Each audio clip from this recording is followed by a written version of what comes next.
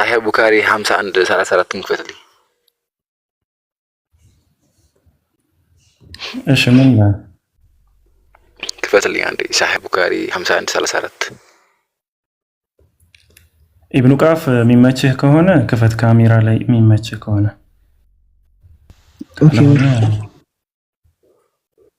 እኔ ከፍታለሁ። ይመችሃል ግን? አዎ 51:34 ሳይሆን እንግዲህ ይንገረን እብሲቲ 51:34 እኮ ሀሳቡ እሺ ምንድነው? መቼስ በ51:34 ምክንያት ሳይሆን እሱ ላይ ያለ እንዲህ በሚል ፖይንት ነው የምትለው። በምን የሚለው አንዴ ክፈትልኝ። ፈልጎ መሰለኝ። አይ ምናልባት ሳያውቀው ዝም ብሎ ይዞት መጥቶ ከሆነ ጉንጭ አልፋ እንዳይሆን ነው። በእኛም በሱ ላይ ማስረዳት እናስረዳዋለን። አቡበከር ይኸውልህ ማለት በስነ ስርዓት ግቡና ጠይቁ፣ ሀሳባችሁን ግለጹ ብለኝ በስነ ስርዓት ነው ሀሳብን እየገለጽኩ እየጠየቅኩኝ ያለሁት። ስለዚህ ክፈትልኝ። እዛ በኋላ አማን የሰደበ ሰው አለ ወይ? ሪስፔክት አድርጎሃል? ኖ ስርዓት የሚለው ሀሳብ ምን አመጣው? አሁን ከዚህ እኛ ቤት የምትመጡ ሰዎች ስርዓት ያዙ ምናምን ነገር እያልኩ ቆይተሃል። ስለዚህ እኔ ደግሞ እሱን ነገር ነው ስርዓት ይዤ ጠብቄ ሀሳባችሁን ስትገልጹ ምናምን ነገር ጠብቄ፣ አሁን ደግሞ እድሉን ስትሰጡኝ ነው እየተናገርኩ ያለሁት። እሺ አናርዝም ተው፣ ችግር የለውም። አናርዝመውና ስሚዝ ሙሉን ታያል። ኢብኑ ቃፍ አጥፋው። እሺ ስሚዝ ስለከፈተው እሺ ሙሉን ታያል ማለት ቆርጦ ክሮፕ አድርጎታል። አርቀው ስሚዝ Okay, that the Prophet married her when she was 6 years old, and he consummated his marriage when she was 9 years old.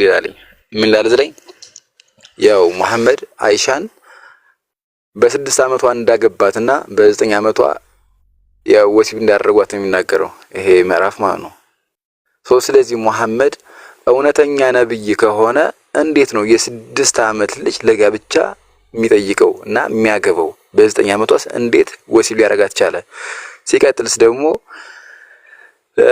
አይ ቲንክ ምዕራፍና ቁጥሩን አሁን አላስተውሱም፣ ግን አይሻ ማለት ዘይነብ ማለት የመሐመድ ልጅ በእድሜ ከአይሻ እንደምትበልጥ እናውቃለን። እናም እሷ ለጋብቻ ስትጠየቅ ማለት እድሜዋ እንዳልደረሰና ለጋብቻ እንደማይፈቅድ ተናግሯልኝ። ስለዚህ ይሄን ሰውዬ እንዴት ነው ነብይ ብዬ ልቀበለው የምችለው? እሺ አማን ጨረስክ? እንዴት ነብይ ልቀበለው ይችላል? ይሄን ሰውዬ ጨርሰሃል? እቺ ከአንድ ጥያቄ ነች። ካቡት ቀጥታ ይሄድልሃል መልስልኝና አይ በመሀል የገባሁት የሆነ ሌላ ፖይንት ላይ ደግሞ እንደሄድ ብዬ ነው። እሺ ሁለት ፖይንቶች ነው ያነሳው፣ ሁለቱም ላይ እንሄድና እሺ ነብዩ አይሻን በስንት ዓመቷ ነው ያገባት? አማን ሰውዬ ምናምን እንትን ሪስፔክትፉል ሆነና ሰውዬ ምናምን የሚለውን ተርም ባትጠቀመው ደስ ይለናል። ጀስት ሪስፔክትፉል ከሆንክ ማለት ነው። ካልሆንክ ነው መጠቀም ትችላለህ። ያው ተገምተህ ነው የምታልፈው። ኖርማሊ ምንም ችግር ያለው ነገር አይደለም። ኦኬ በስንት ዓመቷ ነው ያገባት? በ6 እሺ ምንድን ነው? እሺ አሁን በ6 ዓመቷ አገቧት። እሺ እንዴት የ6 ዓመት ልጅ የ54 ዓመት ሰውዬ ሊያገባት ይችላል? እንዴት አያገባም? ጤነኝነት እኮ አይደለም እንዴ? ጤነኝነት ማለት የ6 ዓመት ህፃን ልጅ እንዴት የ54 ዓመት ትልቅ ሰውዬ ሽማግሌ ሰውዬ እንዴት ሊያገባት ይችላል? አማን ኦኬ ሰሙ ወይ እባክህ ይሄ መጽሐፉን እንትን አትጥፋዚ። የትምህርትህን የማህበረሰብህን የቤተሰብህን እንትን አትጥፋዚ። በስርዓት አውራን እባክህ። ሀስቲ ጀነራላይዜሽን አይደለም ግን ፖይንቱ ይሄ ነው። በቃ አለቀ። እንግዲህ በሪስፔክት ነው እያወራን ያለ ነው። እንግዲህ በሪስፔክት ነው እየቀጠልን ያለ ነው። ሐሳብ ላይ ነው እያወራን ያለ ነው። እንደዛ ሆኖ እንደዚህ ሆኖ ምናምን ለዚህ ነው እኮ ሰው እየሰለመ እናንተ ማክፈር ማችሉት ለዚህ ነው ባይዘው እና ኦኬ ሐሳቡ ላይ እንሄድበታለን ኢንሻአላህ።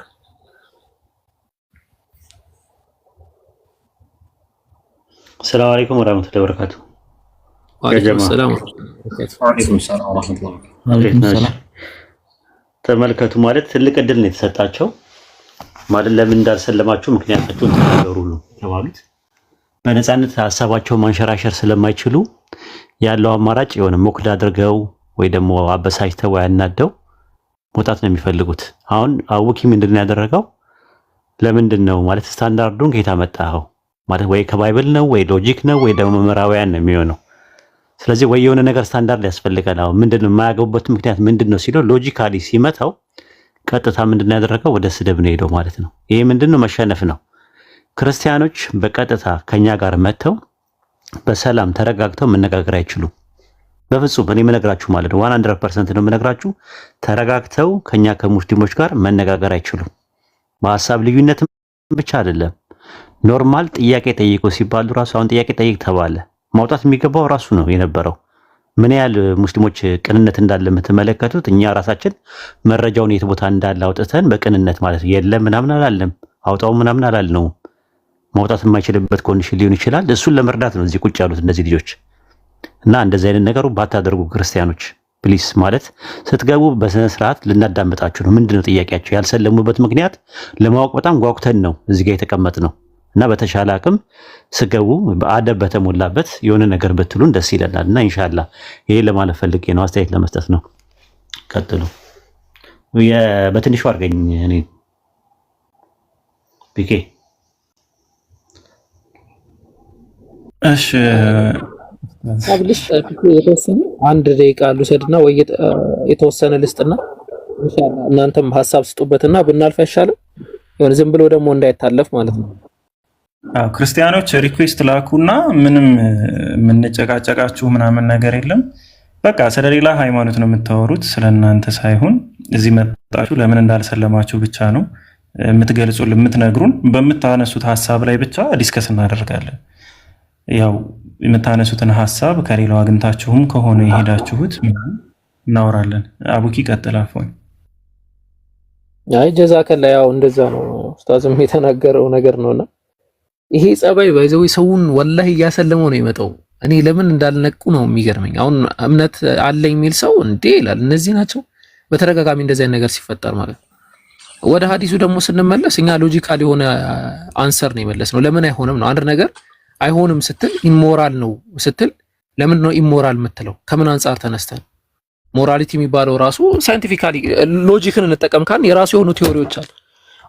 ሞራሊቲ የምንለው ሐሳብ ወይ ከሶሻል ኖርምስ ሊነሳ ይችላል፣ ወይ ደግሞ ከአምላክ ትእዛዝ ሊነሳ ይችላል፣ ወይ ከመሳሰሉ ነገራቶች ሊነሳ ይችላል፣ ወይ ደግሞ እንደ የመጨረሻው ኮስቱ ምንድነው፣ ወይ ደግሞ የመጨረሻው ኮንክሉዥኑ ምንድነው ከሚል ለምሳሌ ኮንክሉዥኑ ትክክል ከሆነ አሁን የምዕራባውያን ፊሎሶፊ አለ። ለምሳሌ ኮንክሉዥኑ ትክክል በቃ የሚያስደስትህ ከሆነ ለምሳሌ ሰው መግደል የሚያስደስትህ ከሆነ you are right ሞራሊ ራይት ነው ብሎ የሚናገር ቲዮሪ አለ። ከዛ ተነስቶ ነው ወይ ከምንድን ነው የሚተቸው? አይ አይደለም የሞራሊቲ ኮንሴፕት ያዘው ለራስህ። እኔ ከመጽሐፍ ነው የተቸውት። ኦኬ ባይብልን ጠቅሰህ እስቲ ወይ ቁርአንን ጠቅሰህ እስቲ ያሳይ። አይ ከሶሻል ምናምን አንፃር ነው እንዴ 9 ዓመት ያኔ ስንል ለምንድን ነው አሁን አጠገብ ያለችውን እህትህን ወይ ደግሞ በኢትዮጵያ ሀገር ላይ የሚደረግ የነበረን ጋብቻ አይነት አድርጎ ለምን ነው የሚታሰበው? እና ያንን መሰረት ያደረገ ነው። ግን ኢቨን ኢፍ ቢሆን ራሱ አንድ ነብይ የ6 ዓመት ልጅ አግብቶ ያንን ነብይ የማያስብለው ከሆነ እሺ የሰውን ሚስት ወስዶ ደፍሮ ከዛ ልጅ ማስወለደስ የትኛው ሚዛን ነው እስቲ የሚደፋው? ማለት በአእምሮ ደረጃ ራሱ እስቲ ይሁን ብለን ብናስበው ማለት ነው።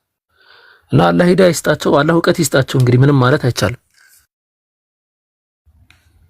ትክክል። ጀዛኩሙላሁ ኸይረን። ማህተቤ አለሽ?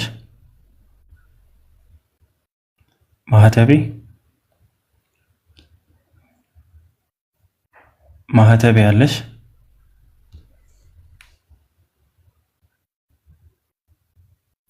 እሺ ክርስቲያኖች ካላችሁ ሪኩዌስት ላኩ። ማህተቤ ኔትወርክ ሲሰራ አንድ መጻፍ ትችላለሽ። ክርስቲያኖች ካላችሁ ሪኩዌስት ላኩ። ያው እንደተነሳው እንደሰማችሁት ነው። የሆነ ሪዝን ስታቀርቡ ምንጩ ትጠየቃላችሁ። ማለት ለምንድን ነው እንደዛ ያላችሁት፣ በምን ምክንያት ነው ያ ነገር የማያሳምናችሁ የሚለውን ነገር እናወራለን። በምታነሱት ሐሳብ ነው የምናወራኛ። ሐሳብ ፈጥረን አይደለም የምናወራ ከእናንተ ጋር። ግን የምታነሱት ሐሳብ ካለ በዛ ሐሳብ ዙሪያ እናወራለን። ምንም ችግር የለውም። እናንተ ያመጣችሁትን ነገር መቼ ማውራት አይከብዳችሁም። ስለዚህ ክርስቲያኖች ካላችሁ ሪኩዌስት ላኩ። ሙስሊሞች ሪኩዌስት አትላኩሽ። አንድ ቦታ ብቻ ስለሆነ ያለ ክፍት ያው ካስገባናችሁ ወይ እኔ ወረጄ ነው ላስገባ የምችለው። እሺ ህልመኛው ሙስሊም ክርስቲያን ከታች እስኪ ያሳውቀኝ።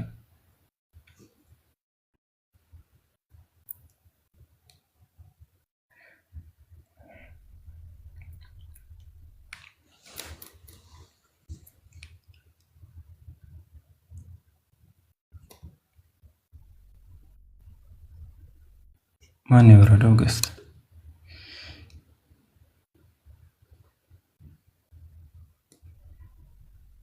እሺ ክርስቲያኖች ካላችሁ አንድ ቁጥር ጻፉ። ክርስቲያኖች ካላችሁ አንድ ቁጥር ጻፉ። ወረደ ልጁ ማን ነበር? አላየሁትም። ሰላም አለይኩም። ግን በመጀመሪያ ወአለይኩም ሰላም ወራህመቱላሂ ወበረካቱ። አቡኪ ነው እንዴ? አቡኪ ና አቡኪ ለክርስቲያኑ ልጅ ወርዶ ነው። የትኛው ክርስቲያን? ስለ ነብያችን ሲጠይቅ የነበረ ያውን ያልተሰማኝ ከማተቤ በፊት የነበረው ከሆነ ኦኬ እሺ። አዎ አቡኪ ካለ አንድ ቁጥር ጻፍሽ። መሲ ኔትወርክሽ ያስቸግራልሽ። መሲ ኔትወርክሽን አስተካኪ፣ በጣም እየዘገየብሽ ነው። ኦኬ አልሰማም። አሁን ትሰሚያለሽ? ኦኬ እሺ። ትምህርት ልትቀጥሉ ነው?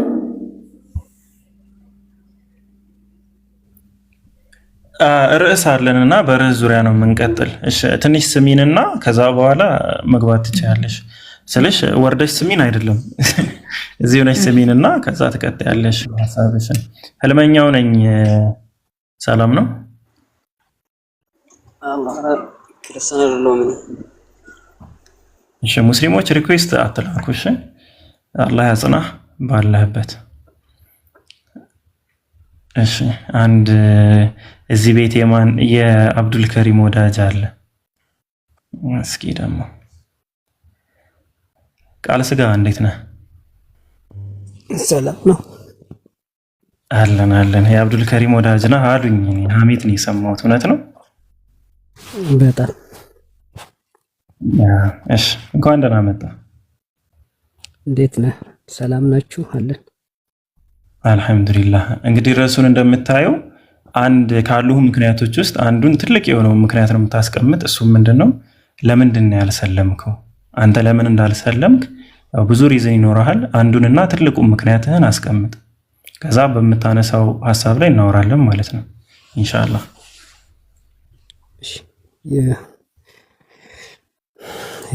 የቁርአን መገለጥ ጥርጣሬ አለኝ። ምኑ ነው ያጠራጠረ? አሁን ከቁርአን መገለጥ ወይም ሪቪሌሽን ጋር በተገናኘ እንዳታምን ያደረገ ፖይንት ምንድን ነው? ድፍን ያለ ነገር ሳይሆን የሆነ ስፔሲፊክ የምታነሳው ነገር ቢኖር አሪፍ ነው። ኦኬ አላህና ገብርኤል የተነጋገሩበት የለም አንድ። ሁለተኛ ደግሞ መሐመድና ገብርኤል የተነጋገሩበት ቁርአን ላይ የለም። ይሄ ደግሞ በቃ እሺ። ስለዚህ በቁርአን መውረድ ላይ ጥርጣሬ ያለ ቁርአን ላይ የአላህና የማን ንግግር የለም? የጅብሪል አለይሂ ሰላም ንግግር የለም። እንዲሁም ደግሞ የጅብሪልና የነቢያችን ሰለላሁ ዐለይሂ ወሰለም ንግግር የለም ነው የምትለው?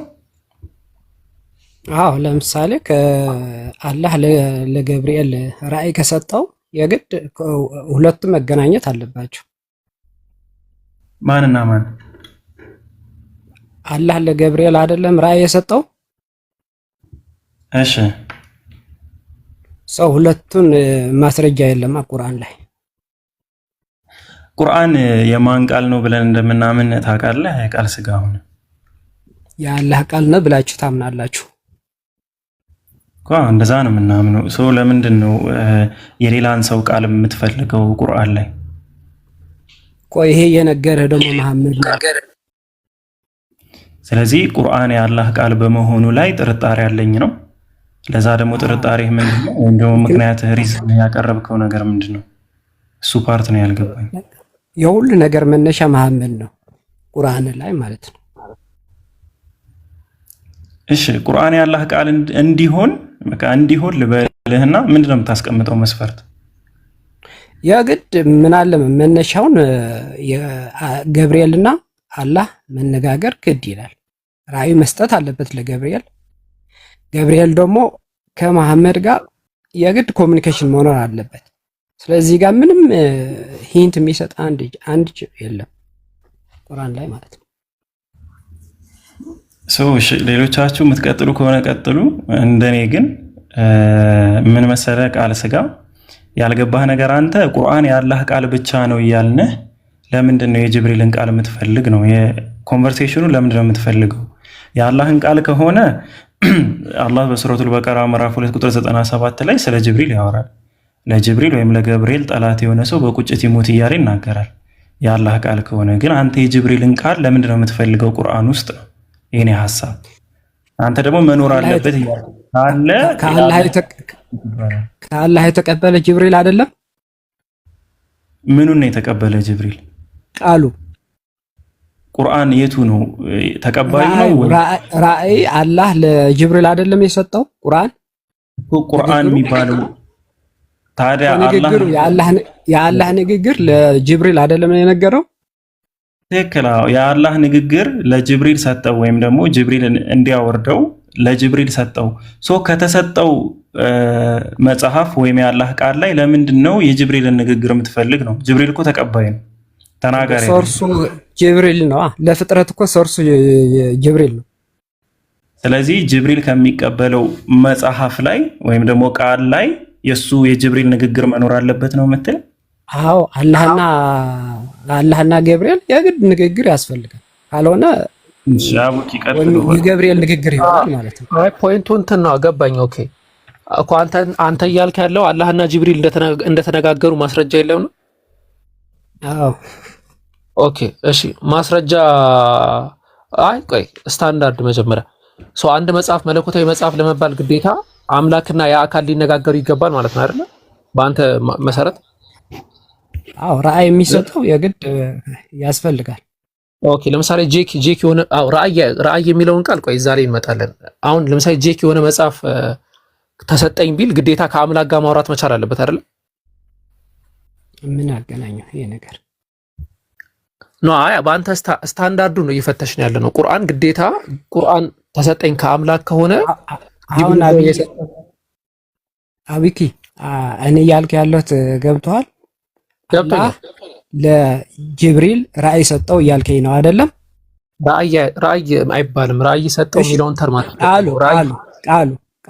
የአላህ ሱብሓነሁ ወተዓላ ይህ ቁርአን የሚባለው ነገር በመልእክተኛው በጅብሪል አማካኝነት ወደ ነብያችን መሐመድ ሰለላሁ ዐለይሂ ወሰለም እንደተላከ ቁርአን ይናገራል። ኦኬሽ ስክሪፕቸራል ቤዝ የሆነ ነገር ነው። ምንድነው የሚፈልገው? ጅብሪልና አላህ የተነጋገሩበት እፈልጋለሁ እኮ በመልእክተኛው አማካኝነት። እኔም ሌላ ምንድነው አላህ ከፍጥረት ጋር ተገናኝቷል። ቃል ስጋ ቆይ አንዴ አሁን አንደኛው ሊመለስ እንደሆነ ሲሰማ ወደ ሌላ ፖይንት አትሄዳ። አሁን ያነሳው ሎጂካል እንትን ምንድነው የሰራው አመክንያዊ ሙግት እንትን ያልከው ነገር ምንድነው? ይሄ መጽሐፍ ጅብሪል ነው ለነብዩ የሰጠው ካልክ ግዴታ ጅብሪልና አላህ ማውራት መቻል አለባቸው አልከኝ አይደለ? ኖ ያልክ ያለው ይኸውልህ መጨረሻ መጠበቅ አለብን። ይኸውልህ ኦርደሩን ይጠብቃል። ኦርደሩ ምንድነው የሚፈልገው መሰለ? ቀጥታ አላህና ገብርኤል ነው አይደለም የሰጠው? ይሄን ማስረጃ ፈልጋለሁ ቁርአን ላይ አላህ እንደሰጠው ለጅብሪል yes ሁለቱም ለፍጥረት በቃ ልሰጠህ ነው እዚሁ ጋር በቃ ለፍጥረት የሚለው ላይ እንትን አትበል። እንትና ኡስታዝ ሚዩት አንስታል ሐሳብ ካለ እንትን በልና እንቀጥል። ኦኬ ለማለት የፈለኩት ምንድነው መጀመሪያ ለምንድነው ስታንዳርድ ያወጣው? ማለትም አንድ መልአክ ከፈጣሪ ሲላክ ከፈጣሪ ይዞት የመጣው ኮንቴንት ነው የሚወስነው እንጂ ፈጣሪ ሲልከው ያለው ከፈጣሪ ጋር የተነጋገሩበት ነገር እንደ መስፈርት መሆኑን ከየት ነው ያመጣው? ስታንዳርዱን ከየት ነው ያመጣው? ማለት የሱ የራሱን እንዳይሆን ቃል ስጋ ሆነ እያዳመጥከኝ ነው ያልኩ? አዎ ማስረጃ እፈልጋለሁ። ያለ ማስረጃ አንተና የፈለግከው ግን ስታንዳርዱ ምንድነው ማለት ነው? አንድ ነብይ አሁን ጥያቄያችን እኛ አንተ እንዳሰልም ያደረገ ነገር ምንድነው ሲባል የነብዩ መሐመድ ታሪክ ነው አልክ። ነብዩ መሐመድ ምን ስንልህ የቁርአን አወራረድ ጥርጣሬ አለኝ። ኦኬ ጥርጣሬ አለ። አሁን ምንድነው መላኩ መጥቶ ካላህ ዘንድ ስለመምጣቱ ካላህ ጋር ሲያወራ ያወራበት ነገር መገኘት አለበት ነው ያልከው። ስለዚህ አሁን ጥያቄያችን የሚሆነው ምንድነው ይሄ ነገር ስታንዳርዱን ከየት አመጣኸው? መስፈርቱን ከየት ነው ያመጣኸው አንተ? እንደ ያለ ማስረጃ እንዴት አምናለሁ? ዝም ብዬ ነው። መስፈርቱን ከየት አመጣኸው ነው የምልህ። መነጋገር የግድ መስፈርት ነው ወይ ነው ጥያቄው እኮ። አዎ ያለ ማስረጃ ነው ያለው። ኦኬ ጥሩ ቀለል አድርጌ ላስረዳና ላስረዳና ትመለሳለህ። ሉቃስ ወንጌል ምዕራፍ 1 ቁጥር 26 ላይ መልአኩ ገብርኤል ማርያም ጋር መጥቶ አብስሯታል አይደል? አዎ ማርያም ጋር ሲያበስራት መልአኩ ገብርኤል ከፈጣሪ ዘንድ ከመላኩ በፊት መልአኩ ገብርኤል ከእግዚአብሔር ጋር ያወራበት ነገር አለ። ወደ ማርያም ምን እንደሚያወራ ልክ ሲመጣ ምን ብሎ ነው የነገራት? ከእግዚአብሔር ዘንድ ተልክ ያለው ነው ያላት። አዎ ከእግዚአብሔር ዘንድ ነው አይደለም? የጠየቀው እሱ አይደለም። ማውስኮ እንደዛማ እኛ ጋርም አለ። ስሙ ነገራት ጥያቄ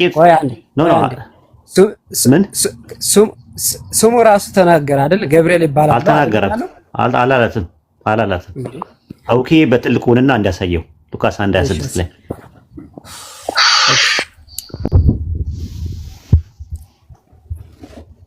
ሉቃስ 1:26 ላይ አንተ ያመጣውን ስታንዳርድ ነው የምንቀጥለው።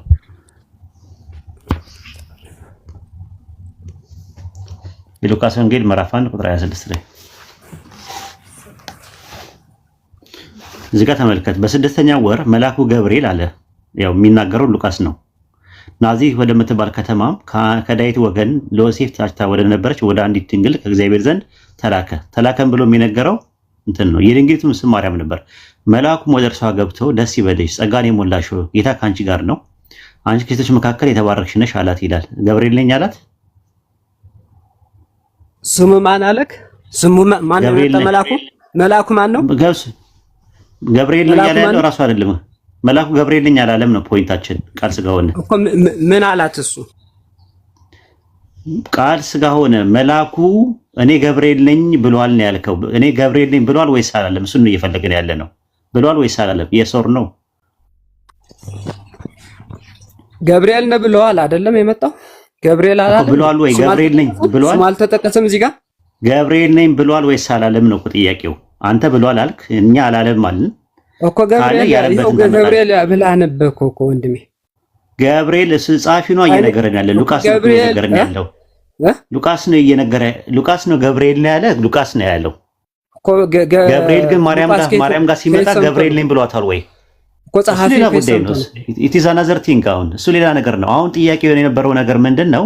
ገብርኤል እኔ ይሄን ሐሳብ አምጣልኝ እኮ ቁርአን አንዴ አትደራረብ፣ ኦቨርላፕ እንዳይፈጠር አትደራረብ ስታወራ።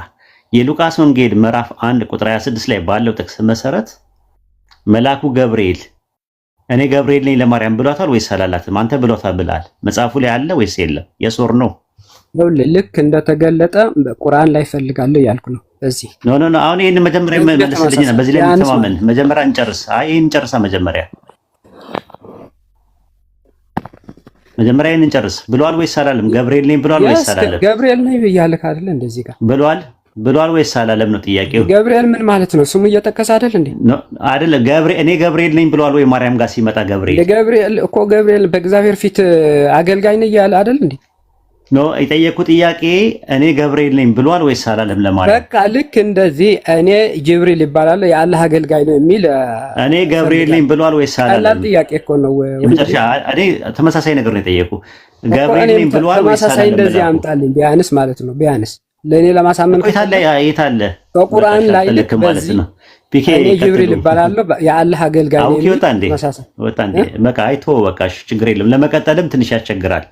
የጠየቀ ያንተ ያልከው ነገር ምንድነው? መልአኩ ገብርኤል እኔ ገብርኤል ነኝ ብሏል ማርያም ጋር ሲመጣ አልክ። የሉቃስ ወንጌል ምዕራፍ 1 ከቁጥር 26 እስከ 28 ድረስ ስንመለከተው መልአኩ ድንግል ማርያም ጋር መጥቶ እኔ ገብርኤል ነኝ ብሏታል ወይ ነው ጥያቄው። አዎ አልክ። የቱ ጋር ነው ገብርኤል ያለበት? በኃይለ ቃል አውጥተህ ታሳየን ነው እያልን ያለነው። እኔ በእግዚአብሔር ፊት አገልጋይ ነኝ አላለም? ገብርኤል ነኝ ያለበትን ጥቅስ ነው የፈለኩት። ለማርያም ገብርኤል ነኝ ያለበት ራስ አነበብከው ገብርኤል ነኝ ብሏል እሱ ይላል። ድጋሚ እናንብበው። ገብርኤል አላለም እንዴ? አይደለም ገብርኤል ነኝ ብሏል ወይ መልአኩ ለማርያም ሲመጣ? ገብርኤል ስም አልተጠቀሰም ወንድሜ። ገብርኤል ነኝ ብሏል ወይስ አላለም? ገብርኤል ተጠቅሰዋል ወይ? እዚህ ሉቃስ ነው ገብርኤል ነው እያለ ያለው። በእግዚአብሔር ፊት አገልጋይ አለ ቃል ሥጋ መቃቶ ቃል ሥጋ የራስህን ያስቀመጥከውን መጀመሪያ ያስቀመጥከውን መስፈርት ነው ራስህ እየተወከው ያለው። ምንድነው ያልከው? እኔ ጅብሪል ነኝ ያለበትን ነበር ስጠይቅ የነበረ ወይም ደግሞ ጅብሪል እና አላህ Subhanahu Wa Ta'ala የተነጋገሩበትን ነበር ያልክ። ግን ወደ ማርያም አሁን ሲጠይቅ አንዴ አሁን የምትገባ ከሆነ ያው ለመውረድ ትገደዳለህ ማለት ነው። ወደ ማርያም ስንመጣ ኡስታዝ ወሂድ ምንድነው ያለ? ገብርኤል በመጀመሪያ ከእግዚአብሔር ጋር የተነጋገረበትን ነገር አሳየን ነው እዚህ ፓርት ላይ። ያን ማምጣት አልቻልክም። ኦኬ እሺ ቀረ። ከዛ ደግሞ ምን አልክ? ማርያምን እኔ ገብርኤል ነኝ ብሏታል አልክ። እኔ ገብርኤል ነኝ ያለበትን ደግሞ ማስረጃ አምጣ ነው ያለ። ሁለቱንም ልታቀርብ አልቻልክም። ስለዚህ ሌላ መስፈርት መልስልኝ። ማስረጃ ከሆነ እሺ ልሰጠኝ ከሆነ እሺ ያው በቃ ያለው ልክ ሉቃስ ላይ እንደቀረበ ቁርአን ላይ ያሳየን ቢያንስ ማለት ተቀራራቢ የሆነ ምኑን ነው አንተ ቁርአን ላይ ያሳየን የምትል? አቡኪ ካለ ሪኩዌስት ላክሽ። ምኑን ነው ቁርአን ላይ ማየት የፈለከው? የገብርኤል መልስ ነው ከድንግል ማርያም ምንድነው የመለሳላት? እሷ በእግዚአብሔር ፊት አገልጋይ ነው ብለዋል አይደል? ያው እና ጅብሪል መልአክ ለመሆኑ ነው ማስረጃ። ጅብሪል ደግሞ በአላህ ፊት አገልጋይ ነው የሚል ቢያንስ ፈልጋለሁ ያልኩ። እሺ አይ ቲንክ ምን ገናኛ አይመስለኝም። ሰፈራችን ሁሉ ተለያይቷል። የጅብሪል መልአክ ነው ከቁርአን የፈለከው ወይስ ምንድነው የፈለከው? እንደ ጥቅል አድርገን እኛ መልስ እንስጥበት። ቢኬዬ ያነሳው ስታንዳርድ ምንድነው ያለው ማለት ነው። ስንቶና ያው ህዝቡ እንዲማርበት እኛ ስለምንፈልገው አላህ ማነው ጅብሪል አለይሂ ሰላም ከአላህ ጋር የተነጋገረበትን ቁርአን ጋር ከማምጣቱ በፊት መጀመሪያ ከአላህ ጋር አላህ ይሄንን ነገር ብሎ የተነጋገረበትን አምጣ ነው ያለው የነበረው። ያንን ስታንዳርድ ምን አደረግን? ባይብል ላይ ዳንኤል ትንቢተ ዳንኤል ምዕራፍ 8-9 ብትመለከተው መልአኩ ገብርኤል ዳንኤል ጋር እንደመጣ ይናገራል። ዳንኤል ጋር ይዞ ከመምጣቱ በፊት ግን ዳንኤል ጋር ከመምጣቱ በፊት ያ መልአኩ ገብርኤል ከእግዚአብሔር ጋር የተነጋገረበት ጥቅስ ማስረጃ የለም። ስታንዳርዱ ልክ አይደለም። ሉቃስ ወንጌል ምዕራፍ 1 ቁጥር 26 ላይም ወደ ማርያም መጥቶ ሲያበስራት ያበሰረው ነገር ከፈጣሪ ተልኮ የመጣውን ነገር ከማርያም ጋር ከመምጣቱ በፊት መልአኩ ገብርኤል ከእግዚአብሔር ጋር የተነጋገረበት ጥቅስ የለም። አንድ ሁለተኛ ነገር ደግሞ ምንድነው? እኔ መልአኩ ገብርኤል ነኝ ብለዋል። እኔ ገብርኤል ነኝ ብሎ ነው የመጣው አለ። ሉቃስ ወንጌል ምዕራፍ 1 ቁጥር 26 ጀምሮ እስከ መጨረሻው ድረስ ብንመለከተው እኔ ገብርኤል ነኝ ብለዋል አለ። መልአኩ ደንግጣለች፣ አላወቀችውም ማን እንደሆነ። ሰይሁን ጂኒውን ሸይጣኒውን ምንም የምታውቀው ነገር የለም ስትመለከተው ማለት ነው። እና ያ ነበር የነበረው ነገር ማለት ነው። ባይሆን ታዲያ እንደዛ ከሆነ ቢያንስ ሉቃስ ገብርኤል ነው ብሎ ስለነገረን ይሄው እንደዚህ ገብርኤል ነው የሚል ነገር አምጡ ወደሚል ሶስተኛ ጥያቄ መጥቷል።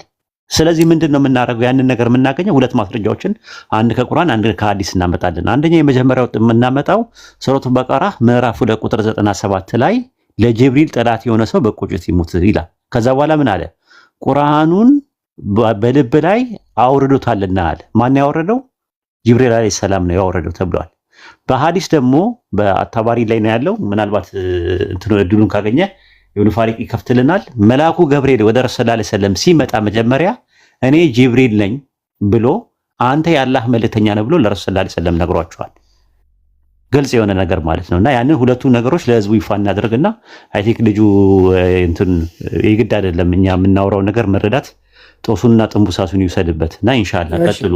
እሺ ለማለሰለ የጉንጫችንና እንደ እንጨርስ እና ምንድነው እኛ ማስረጃችን ለህዝቡ ይፋ እናድርግ ማለት ነውና ሱረቱ በቀራ ምዕራፍ 2 ቁጥር 97ን ኢብኑ ፋሪቅ ይሄድበታል። ከዛ በኋላ ቀጥሎ ደግሞ ሐዲስ ላይ ያለው ነገር አጣባሪ ላይ ያለውን የረሱል ሰለላሁ ዐለይሂ ወሰለም ጋር መጥቶ እኔ ጅብሪል ነኝ አንተም ደግሞ የአላህ መልእክተኛ ነህ ያለበት ማስረጃ እናመጣለን ማለት ነው። ከዛ በኋላ ይቀጥላል ማለት ነው። ላሰው ካለ ላሰው ያስገባላችሁ። ሰላም አለይኩም ወአለይኩም ሰላም ወራህመቱላሂ ወበረካቱ። ኢብኑ ቃፍ ሱረቱል በቀራ ላይ ያለውን አወጣና ታሪኩ ጦበሪ ላይ ያለውን አወጣለሁ። ግን እንትን ይታያል ኮሜንቴ ምን ቪዲዮ ይቅርታ፣ አንተ አትከታተል? ምን አልከኝ? ኮሜንት ስጽፍ እየታየ ነው። ከቀደም ጀምሮ ብዙ ኮሜንት እየጻፍኩ አይታየኝም። ቅድምም ያስወረደህ ቪዲዮ ስትከፍት ነው። አሁንም በድጋሚ የወረድከው ቪዲዮ ስትከፍት ነውና አንተን ላረግ ነው። አይ ኢንሻአላህ ነገ ክላስ ምናምን ስላለኝ ልውጣ እያልኩኝ እየጻፍኩኝ ነበር በተደጋጋሚ። ከታች እንትን ሊለኝ አልቻለም። ትንሽ አካውንቴ እንትን ብሏል። ኢንሻአላህ ወይ አካውንቴ ይቀመጥና እንግዲህ እንትን ስትል ችግር የለውም። እሺ፣ ስለዚህ ቃል ስጋ ስለ ጅብሪል ማንነት ነው ማወቅ ፈልገህ ነበር። ይሄው ጅብሪል ቁርአንን እንዳወረደ ቁርአን ላይ ተቀምጦ እናገኘዋለን። በአላህ ፈቃድ በልብህ ላይ አውርዶታልና ይላል። ስለዚህ ያው ለጅብሪል ብሎ ከላይ ማንነቱን ይነግራል። አሁን ትሰልማለህ ወይስ አትሰልምም? ቁርአን ላይ የሐዲሱ ማስረጃ ቆይ 96 ላይ ማንነት አይገልጥም። ገብርኤል ይናገራል። አይ ለጅብሪል ይላል ወይ ለገብርኤል 90 የመጀመሪያ ራእይ ላይ አንዴ እናነበውኛ ቆይ ሱረቱ በቀራ ምዕራፍ 2 ቁጥር 97 ላይ ለጅብሪል የመጀመሪያ ራእይ ላይ ይሄው አንዴ እናንብብ እኮ አንዴ ላንብበው። እሱንም አመጣልሃለሁ። የመጀመሪያው ነው ሱረቱ በቀራ ምዕራፍ 2 ቁጥር 97 ላይ ለጅብሪል ጠላት የሆነ ሰው በቁጭት ይሙት በላቸው። እርሱ ቁርአኑን እርሱ ማለት ያው ጅብሪል የሚለውን ተከቶ የመጣ ነው። ቁርአኑን ከበፊቱ ለነበሩ መጽሐፍት አረጋጋጭና ለምዕመናን መሪና ብስራት ሲሆን በአላህ ፈቃድ በልብ ላይ አውርዶታልና ይላል። ይሄ የሚያሳየው ምንድነው? ረሱል ሰለላሁ ዐለይሂ ወሰለም ቁርአንን ይዞላቸው የመጣው ጅብሪል መሆኑን አምላካችን አለ ነገር ነው። ረሱል ሰለላሁ ዐለይሂ ወሰለም በሐዲስ ላይ ሲናገሩ ኢማም ቡኻሪ ሐዲስ 3236 ላይ እንዳይወጣለት ኢብኑ ቃፍ ካገኘ ማለት ነው 3236 ላይ ኢማም ቡኻሪ እሺ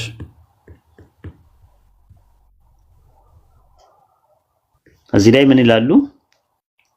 ሰሙራ እንደተረከው ነብዩም እንዲህ ሲሉ አሉ ይላል። በሌሊት ላይ ሁለት ሰዎች ወደ እኔ ሲመጡ አየው። ከዚያ እንዲህም አሉኝ አለ። የአሳት የሚያያይዘው ማሊክ ሲሆን አለ የሳዘበኛ ነው። እኔም ጅብሪል ነኝ ይህም ሚካኤል ነው ብሎ አለ። እኔም ጅብሪል ነኝ ብሎ እያናገረ ያለው ረሱል ሰለላሁ ዐለይሂ ወሰለም